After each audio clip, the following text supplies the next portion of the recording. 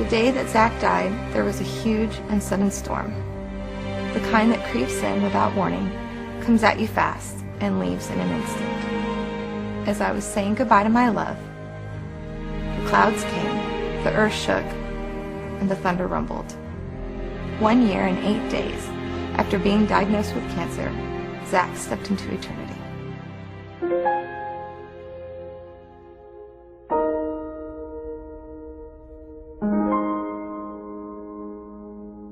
Ever since I was a little girl, I asked God to bring me the perfect husband. Zac and I met in the fall of 1994, and after 4 years of dating, we got married. We added to the joy in our lives by having our only girl, Lizzie Darling. And then, 19 months later, God blessed us with our first boy, Jake. But our family wasn't complete there. We then had our cherry on top, Luke. We were a perfectly happy family of 5. When Zac died, I was wrecked. In an instant, I had lost my husband, my best friend, and an incredible father. My world had changed forever. My identity in the past 17 years had been so much about who I was with Zac. He was my everything. Even though he dealt with a year-long battle of cancer, it seemed all so sudden. And now the kids and I were left to learn how to grieve. We spent the next few months trying to figure out what this life without Zac was supposed to look like. His absence was overwhelming. I prepared way too much food at dinner, not remembering that he wasn't there to eat it with us. One side of the bed always stayed made. There was no one to sleep in it. His chair sat empty, and I no longer heard the sounds of him and the kids playing while watching TV. We were now a family of 4.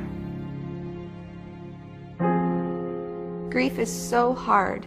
No one can tell you how you are going to feel or when it will strike. But God is so good and so faithful. He has given hope to our family. Hope for today when we grieve and all of the tomorrows that are yet to come. God has shown hope to my family through circumstances, gifts of goodness, and through the promises in His Word. Zac and the boys were always such huge Broncos fans.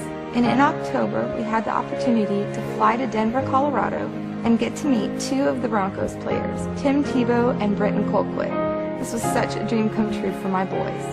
And then in November, Family First Organization flew us to Tampa Bay, Florida, to receive the All-Pro Dad Award from Tony Dungy. It was so awesome to see my kids receive a standing ovation in honor of their dad. It was such a blessing to see how Zac's story and suffering blessed others.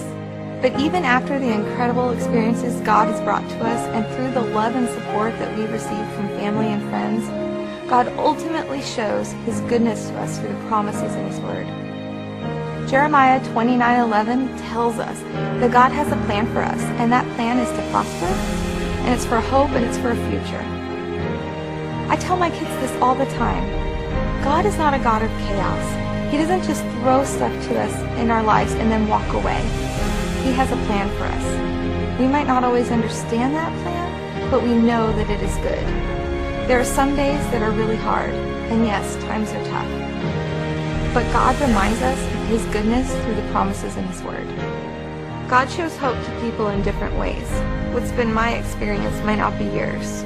But I can tell you this, if you desperately seek and run after Him, He will make Himself known to you. As Zac's soul left the earth and went to where it was meant to be, I looked out the window, and as the storm cleared, the sun began to shine through the clouds. It was then I realized that he was healed. He was no longer in pain. At that moment, God gave me hope. God knew that I would be a widow and mother to 3 at the age of 32. Why did He allow this to happen? I don't have all the answers, but I do know that I will praise God, because through cancer and death and grief, God is still God, and God is still good. To God be the glory.